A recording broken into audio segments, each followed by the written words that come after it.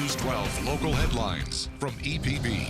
This is the place for the latest news from around the Tennessee Valley and North Georgia.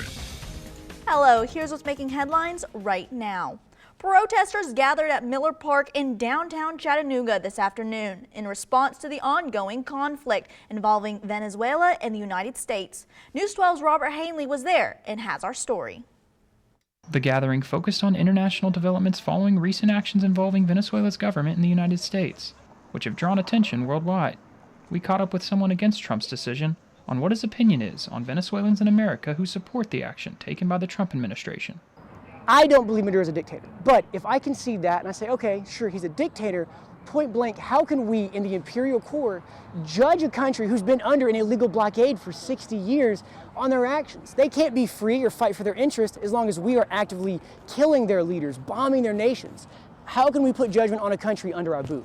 People at the park held signs and shared their views on U.S. involvement overseas.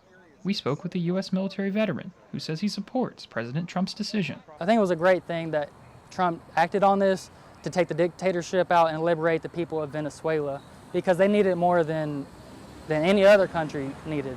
They were, like I said, they were getting starved. We also heard what thoughts were on some of the allegations against Maduro regarding terrorism and importing cocaine into the U.S. Even if somehow he was a narco-terrorist, there's a international rule of law. There's a process, and the process does not include bombing civilians and kidnapping people in the middle of the night.